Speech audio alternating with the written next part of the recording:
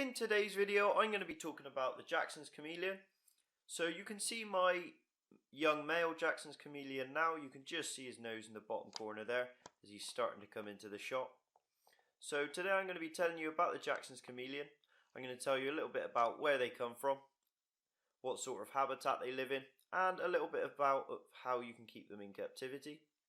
So there are currently discovered 3 subspecies of Jackson's chameleon.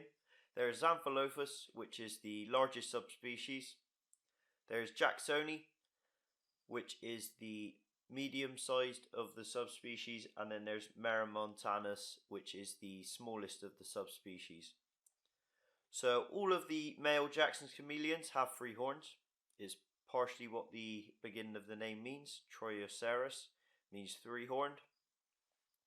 So Jackson's chameleons are found in Africa. They're found in the humid, cooler regions of Kenya, Tanzania, and to the east of Africa. They can be found in excess of 3,000 meters above sea level. So they're a montane species of chameleon. Now this does mean they actually require a lot cooler temperatures than something like your panthers or Yemens.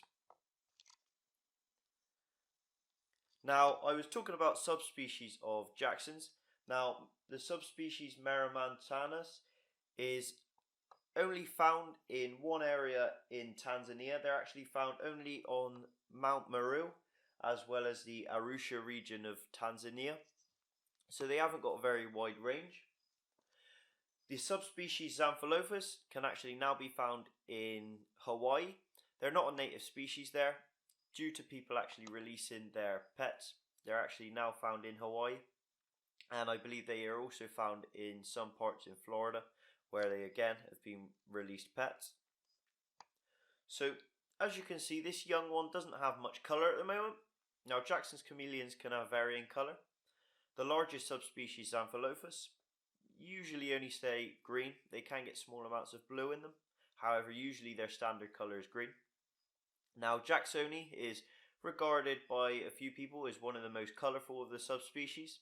These guys are green, they have a blue chin, and they have a yellow dorsal stripe that runs through the side of the body when they're warmed up or in a more happy sort of mood, so less stressed. Now Maramontanus has a yellow sort of lining around where the horns are, as well as being a greenish blue colour. These guys are a relatively nice looking chameleon also. So Jackson's chameleons aren't huge chameleons.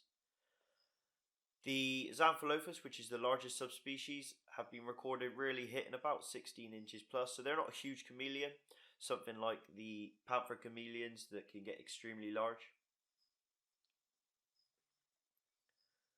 So as I was talking about the different subspecies, Jackson's chameleons do have horns. However, often females are thought not to. In the subspecies Xantholophus, this is the case. Females are absent of horns. They do have small little, which look like sort of pins on the front of their head, which are the remnants of the horns. The males are the ones that get the full horns. In Jacksoni, females can get 1 horn to 3 horns. Now the 3 horns are completely different to males. The main middle horn can grow relatively long, whereas the 2 top horns stay very, very short. And I believe with Maramontanus, it's the same as Jacksoni. They can get a relatively small horn, but not a huge one like the males. So the males use these horns for combat. They'll actually combat with these, similar to how the Triceratops combated back in the Jurassic period. So it's quite interesting. I have seen 2 battling before, and they literally push the 2 horns together and basically try and push each other off of a branch. Now the winner is the one that doesn't fall off of the branch, and this is a way of asserting dominance as well as certain areas in which they can use for their mating grounds. Now Jacksons aren't a hugely territorial species. They'd much rather use the displays of basically puffing up and displaying the bright, vibrant green colours to deter off potential males, unlike stuff like Yemens, which will pretty much go straight into combat. Now, Jacksons are one of the exceptions to the chameleon species actually. They don't have eggs, they actually give live birth. The babies are born in sort of a clear membrane sac, which are literally, it seems pretty surprising when you think about it. The mother literally just drops them from branches and they fall to the ground. Now the membrane sac pretty much protects them and stops them getting damaged. Very, very young Jackson's chameleons can be difficult to care for. Most of the things they'll eat is stuff like pinhead crickets and extremely small fruit flies. This one is growing very, very well in my care currently. He's grown a fair bit. He's still quite scared of people, which is understandable for a chameleon of this size. They are naturally nervous animals. You can see he's just there trying to blend into where he's hidden. I will try and get him to come out a slight bit more so that you guys can see him.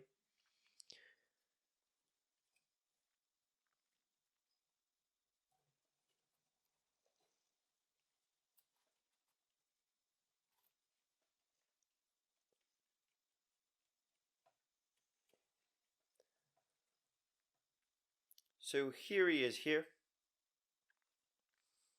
This is the Jacksons.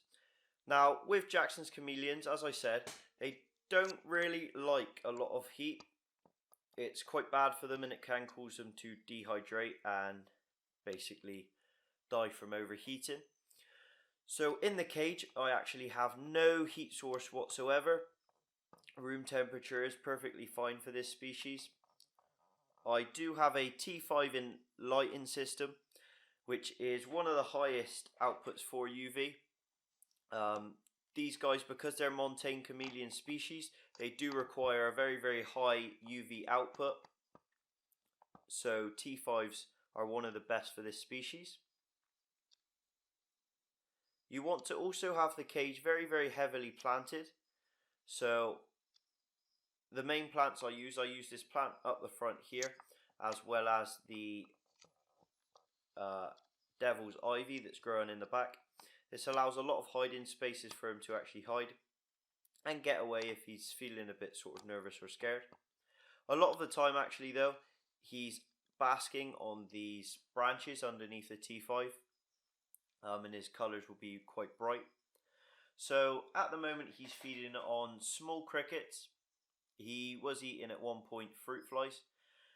I have found that they tend to not want to eat larger prey items when they're this size.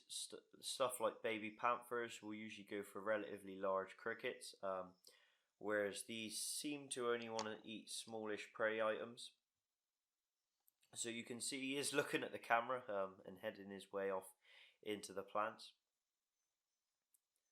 So thanks for watching the video, guys. If you enjoyed, leave a like and subscribe for more content. I'll try and do some more videos on this guy if you guys want to see that sort of content, as well as I will try and do some more, if you do enjoy them, educational facts on some of the other reptiles I'll keep. So that's the end of this video. Thanks for watching, guys, and see you in the next video.